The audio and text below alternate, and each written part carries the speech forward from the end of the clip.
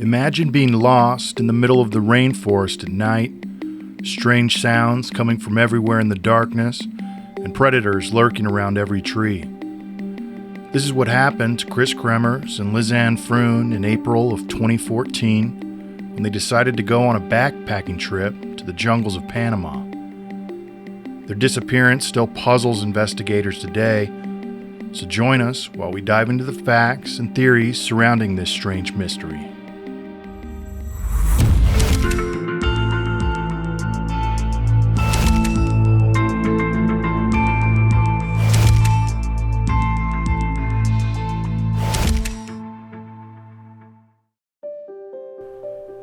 Kris Kremers and Lisanne Froon, two young women who recently graduated from college in Holland, made the decision to embark on a gap year before diving into the next chapter of their lives. Having formed a connection while working together at a local cafe, Kris and Lisanne quickly became friends and decided to plan a journey abroad after graduation. In the months leading up to their departure, Kris and Lisanne dedicated themselves to working to save money for their upcoming adventure. They worked tirelessly for 6 months, taking on additional shifts and embracing frugality in their daily lives, until they had finally saved enough for their adventure. After careful consideration, the two decided that they would visit the beautiful villages of Panama and Central America. They had carefully planned their trip, intending to travel for 6 weeks.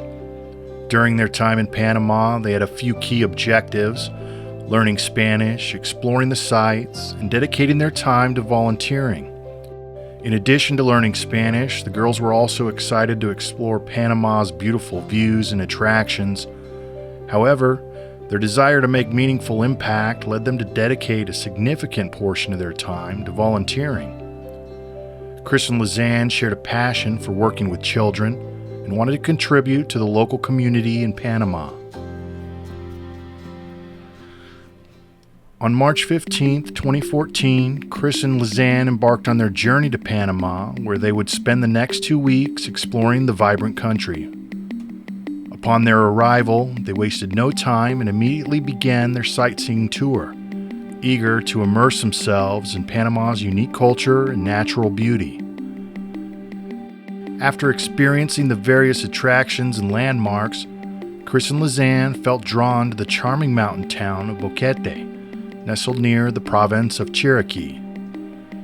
They were captivated by the town's tranquil ambiance and picturesque landscapes, making it an ideal place to continue their adventure. To fully embrace the local lifestyle and contribute to the community, Kris and Lisanne chose to live with a welcoming local family, as this not only provided them with a deeper understanding of the local culture, but also allowed them to develop meaningful connections with the residents.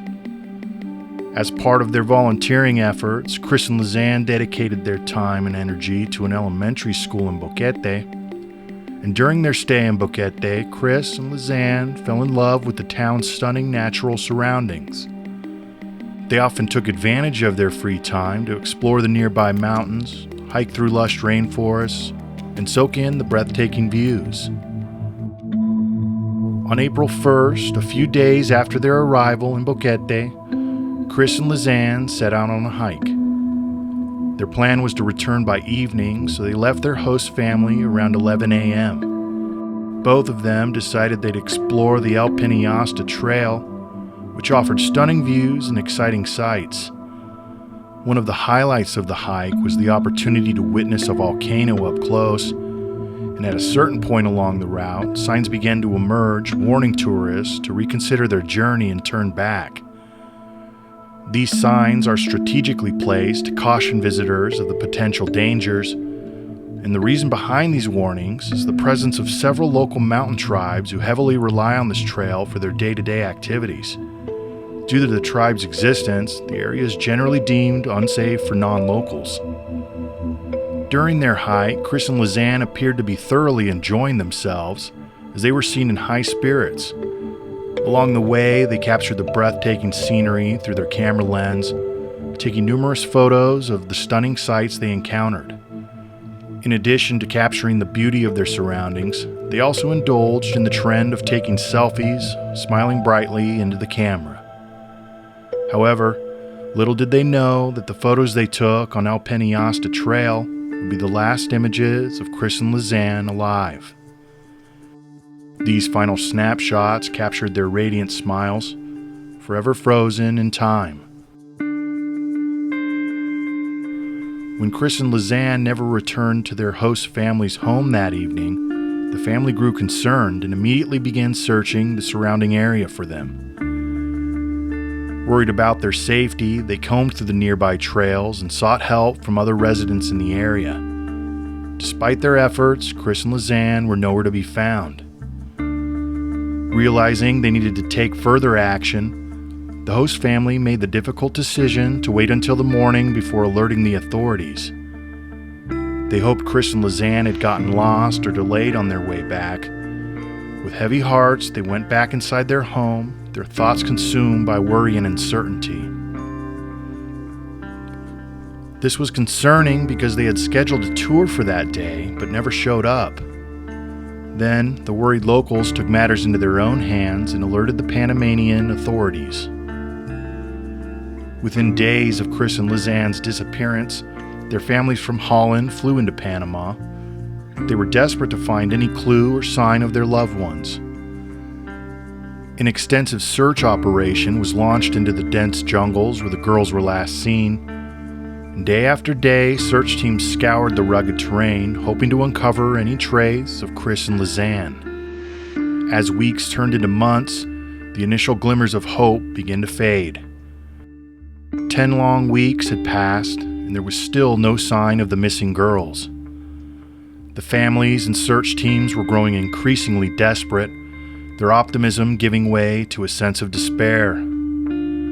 It seemed the jungle had swallowed Kris and Lisanne without a trace. However, just when all hope seemed lost, a breakthrough occurred.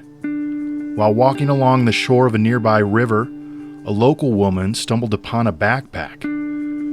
Sensing that there might be something significant about it, she immediately took it to the nearest police station. Inside the backpack that was located, officers found items belonging to Kris and Lisanne, and everything inside the bag was still in good condition. Discovering all the essential items the girls would require if they had willingly disappeared was not a positive sign.